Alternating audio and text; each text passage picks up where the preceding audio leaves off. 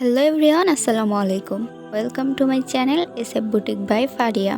কী অবস্থা সবার? সবাই কেমন আছেন? আশা করি সবাই ভালো আছেন। আল্লাহর অশেষ রহমতে আপনাদের দোয়ায় আমিও ভালো আছি, আলহামদুলিল্লাহ। আজকে আপনাদের সাথে একটা প্রিটি ওড়না শেয়ার করব, মাল্টি কালার কাটওয়ার্কের ওড়না। তো এটা আমি 3টা কালার দিয়ে করেছি, আপনারা চাইলে 4টা 5টা 6টা কালার দিয়েও করতে পারেন। শুধু ওড়নার চওড়াটার মাপটা ঠিক রাখবেন, তাহলেই হবে। তো এখানে আমি ব্লু কালার, গোলাপি কালার আর আকাশি কালার দিয়ে কাটওয়ার্কের ওড়নাটা করেছি, আর পাশাপাশি আমি ওড়নার সাইড দিয়ে লেজও লাগিয়েছি। So let's get start our today's video. At first এখানে দেখতে পাচ্ছেন আমি কিছু কাপড় কেটে নিয়েছি। এগুলো আমার থান কাপড়ই ছিল, তো আমি ভালো কাপড়গুলো কেটে 3 টুকরা করে নিয়েছি। একটা করে কাপড় কেটে 3 টুকরা করে নিয়েছি। তো অনেক আপুরা আছে যারা বড় কাপড় দিয়ে আমরা চাইলে এইভাবে কাটওয়ার্কের ডিজাইন করে ওড়না তৈরি করতে পারেন। তো আমি যেহেতু 2 হাত বহরের কাপড় দিয়েই কাজ করি, তাই আমার কাছে সাইড থেকে কোনো কাপড় বেশি হয় না, তাই আমি ভালো কাপড়গুলো কেটে এভাবে 3 টুকরা করে নিয়েছি। তো আপনাদেরকে মেজারমেন্টটা একটু দেখিয়ে দিই। আমার এখানে প্রত্যেকটা কাপড়ের চওড়া আছে 11 ইঞ্চি পরিমাণ, আর লম্বা আছে হচ্ছে 2 গজ 6 গিরা, মানে হচ্ছে 2 গজ 13 ইঞ্চি পরিমাণ। তো এখানে আমি 3 কালারের 2 গজ 6 গিরা কাপড় 3 টুকরা করে কেটে নিয়েছি মাঝখান দিয়ে। এখানে আমার 3টা ওড়না বের হবে। আমি 3টা ওড়নায় কাজ করব। আমি হচ্ছে ডিজাইনটা এমনভাবে সাজিয়েছি, একটার হচ্ছে মাঝখানে দিব গোলাপি কালার, আর 2 সাইডে থাকবে ব্লু আকাশি, আর একটা ওড়নাতে মাঝখানে থাকবে আকাশি কালার, 2 সাইডে থাকবে হচ্ছে ব্লু আর গোলাপি, আর একটা ওড়নাতে মাঝখানে থাকবে ব্লু কালার, আর 2 সাইডে থাকবে হচ্ছে আকাশি আর গোলাপি। ঠিক এভাবে আমি ওড়নাগুলো সাজিয়ে নিয়েছি। সাইড দিয়ে আমি হচ্ছে লেস লাগাবো আর লাগাবো, তারপর আমি ওড়নাগুলোতে ব্লক প্রিন্ট করব প্লাস ডলার লাগাবো। তো সম্পূর্ণ ওড়নার ডিজাইনটা আপনাদেরকে দেখাবো ধাপে ধাপে। আজকে শুধু সেলাইটা আর জোড়া লাগাতে হয় কিভাবে, কাটওয়ার্ক কিভাবে করতে হয় সেটাই দেখাবো। তো আপনাদেরকে একটু দেখিয়ে দিচ্ছি।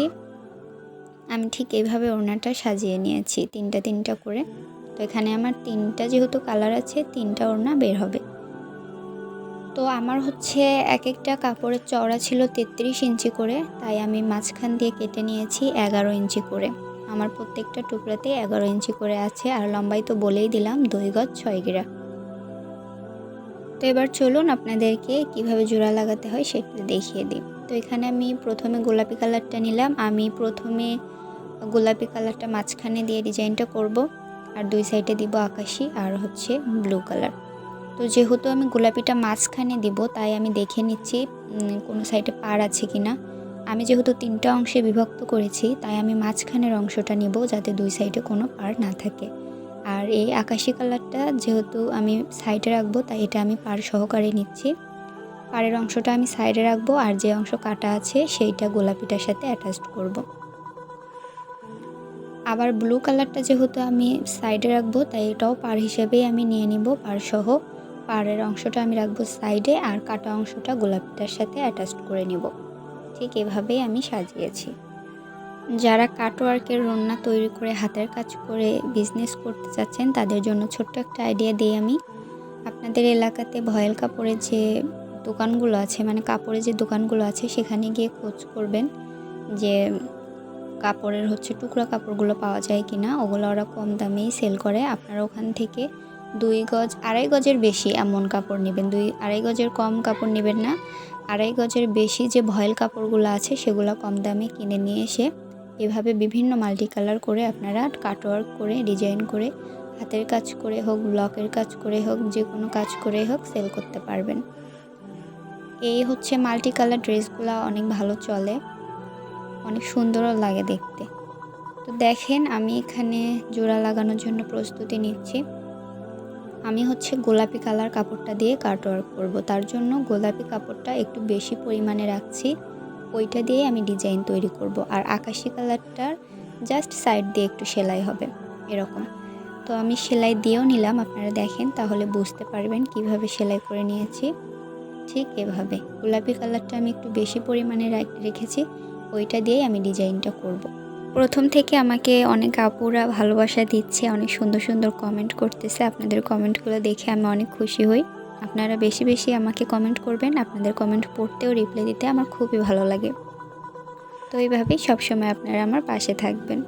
তো সবার কমেন্ট আর নাম নেওয়া এক ভিডিওতে পসিবল না। তো যারা প্রথম থেকে আমার ভিডিওতে কমেন্ট করে আসছে, আমি শুধু তাদের কয়েকটা কমেন্টে আপনাদের সাথে শেয়ার করলাম। এরপর চলে যাচ্ছি পরবর্তী স্টেপে।